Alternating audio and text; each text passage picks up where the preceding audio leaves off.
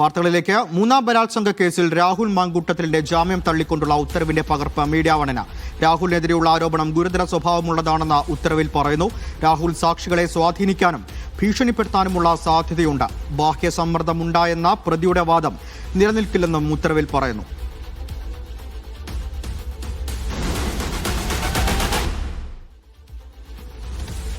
ജോസി ബാബു ചേർന്നുണ്ട്. ജോസി, ഉത്തരവിലുള്ള പ്രധാനപ്പെട്ട ഭാഗങ്ങൾ എന്തൊക്കെയാണ്?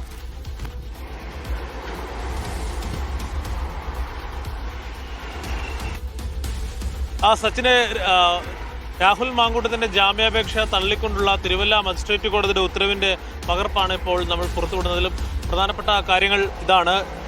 MLAക്കെതിരായ പരാതി ഗൗരവ തരത്തിലുള്ള പരാതി എന്നാണ് കോടതിയുടെ പ്രധാന നിരീക്ഷണം. അതോടൊപ്പം ലൈംഗിക ബന്ധം ഉഭയസമ്മതപ്രകാരമല്ല എന്നുള്ള കാര്യവും കോടതി കണ്ടെത്തിയിട്ടുണ്ട്.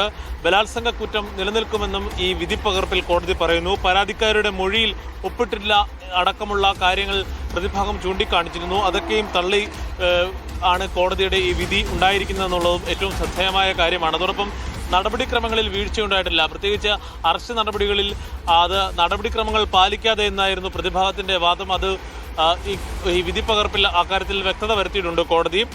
മുമ്പും സമാനമായ കുറ്റകൃത്യത്തിൽ പ്രതി ഏർപ്പെട്ടിട്ടുണ്ട്. ഇരയെ സ്വാധീനിക്കാനും ഭീഷണിപ്പെടുത്തുവാനും സാധ്യതയുണ്ട് എന്നടക്കമുള്ള കാര്യങ്ങൾ ഈ കോടതി ഉത്തരവിൽ ചൂണ്ടിക്കാണിക്കുന്നു. തെളിവ് നശിപ്പിക്കാനും സാധ്യതയുണ്ട് എന്നും കോടതി വിധിപ്പകർപ്പിൽ പറയുന്നു. ഇരയെ സ്വാധീനിക്കാനും ഭീഷണിപ്പെടുത്തുവാനുമുള്ള സാധ്യതയുണ്ട് എന്നുള്ള കാര്യവും കോടതി ചൂണ്ടിക്കാണിക്കുന്നുണ്ട്. അതോടൊപ്പം പ്രോസിക്യൂഷൻ പ്രധാനമായും ചൂണ്ടിക്കാണിച്ചിരുന്നത് ഇരയ്ക്കെതിരായി മുൻപുള്ള അതിജീവിതകൾക്കെതിരായുമൊക്കെയും സൈബർ ആക്രമണങ്ങൾ ഉണ്ടായെന്നുള്ള കാര്യം ചൂണ്ടിക്കാണിച്ചിരുന്നു. ഇതൊക്കെയും ഗൗരവ തരത്തിലുള്ള വിഷയങ്ങളാണ് എന്നുള്ളതും കോടതി നിരീക്ഷിച്ചിട്ടുണ്ട്. ഇരയുടെ സ്വകാര്യത വെളിപ്പെടുത്തുന്ന തരത്തിലുള്ള അടക്കമുള്ള സൈബർ ആക്രമണങ്ങൾ നടക്കുന്നതായും ഈ കോടതി ഉത്തരവിൽ കോടതി ചൂണ്ടിക്കാണിക്കുന്നുണ്ട്. പരാതിക്കാരി കോടതിക്കും നേരിട്ട് മെയിൽ മുഖേന പരാതി അയച്ചിരുന്നു എന്നുള്ള കാര്യവും ഈ കോടതി ഉത്തരവിൽ പറയുന്നുണ്ട്. എന്തായാലും അറസ്റ്റ് നടപടികൾ നിയമപരമാണ്.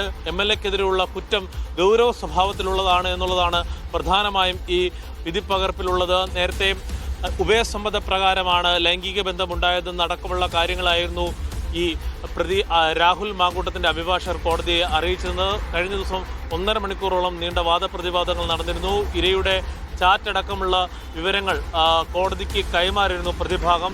ഉഭയസമ്മത പ്രകാരമുള്ള ലൈംഗിക ബന്ധത്തിനു ശേഷം പരാതി ഉന്നയിക്കുകയാണ്. ചില ബാഹ്യ സമ്മർദ്ദങ്ങളുടെ ഇടപെടലിലൂടെയാണ് പരാതി ഉന്നയിക്കുന്നതെന്നുള്ള വാദമായിരുന്നു പ്രതിഭാഗം ഉയർത്തിയത്. ഈ വാദം പൂർണ്ണമായും കോടതി തള്ളിക്കൊണ്ടാണ് ഇപ്പോൾ ഈ ഉത്തരവ് പുറപ്പെടുവിച്ചിരിക്കുന്നതെന്നാണ് ഈ ഉത്തരവിന്റെ പകർപ്പ് പുറത്തു വരുമ്പോൾ വ്യക്തമാകുന്നത്. എന്തായാലും MLAക്കെതിരായുള്ള ജോസി, ബലാത്സംഗമല്ല ഇതെന്ന് സ്ഥാപിക്കാൻ രാഹുൽ മാങ്കൂട്ടത്തിൽ ചാറ്റ് അടക്കമുള്ള തെളിവുകൾ പുറത്തുവിട്ടിരുന്നു. ഇത്തരത്തിലുള്ള പ്രതിഭാഗത്തിന്റെ എല്ലാ വാദങ്ങളും കോടതി പൂർണ്ണമായി തള്ളി എന്നല്ലേ ഉത്തരവിൽ നിന്ന് മനസ്സിലാക്കേണ്ടത്?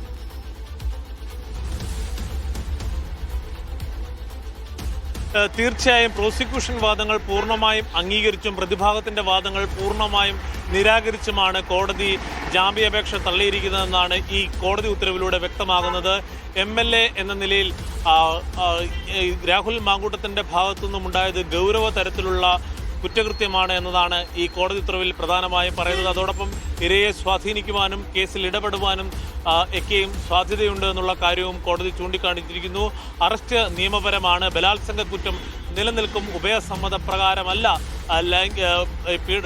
ശാരീരിക ആക്രമണം ഉണ്ടായെന്നുള്ള അടക്കമുള്ള കാര്യങ്ങൾ ഈ കോടതി ഉത്തരവിലുണ്ട്. എന്തായാലും നടപടിക്രമങ്ങൾ കൃത്യമായി പാലിച്ചു എന്നുള്ള കാര്യം കോടതി വിധിപ്പകർപ്പിൽ ചൂണ്ടിക്കാണിക്കുന്നു. അതോടൊപ്പം സൈബർ അധിക്ഷേപം ഉണ്ടായിട്ടുണ്ട്. മുമ്പുള്ള അതിജീവിതകൾക്കെതിരെയും ഇപ്പോഴുള്ള അതിജീവിതക്കെതിരെയും സൈബർ അധിക്ഷേപം ഉണ്ടാകുന്നു എന്നുള്ള കാര്യവും പ്രോസിക്യൂഷൻ ചൂണ്ടിക്കാണിച്ചിരുന്നു. അത് ശരിവെക്കുന്ന തരത്തിലാണ് കോടതി ഉത്തരവിലെ നിരീക്ഷണങ്ങൾ. എന്തായാലും ഇക്കാര്യങ്ങളൊക്കെയും ഗൗരവ തരത്തിൽ കോടതി പരിഗണിച്ചു. പ്രോസിക്യൂഷന്റെ വാദങ്ങൾ പൂർണ്ണമായും അംഗീകരിച്ചും പ്രതിഭാഗത്തെ പൂർണ്ണമായും തള്ളിയുമാണ് ഈ രാഹുൽ മാങ്കൂട്ടത്തിനെതിരായ ജാമ്യ ഹർജി തിരുവല്ല മജിസ്ട്രേറ്റ് കോടതി തള്ളിയിരിക്കുന്നത്. എന്തായാലും ഈ രാഹുൽ മാങ്കൂട്ടത്തിന്റെ അഭിഭാഷകർ അറിയിച്ച പ്രകാരം പത്തനംതിട്ട ജില്ലാ സെഷൻസ് കോടതിയെ ജാമ്യത്തിനായി സമീപിക്കുമെന്നാണ് രാഹുൽ മാങ്കൂട്ടത്തിന്റെ അഭിഭാഷകർ അറിയിച്ചിരിക്കുന്നത്. സച്ചിൻ.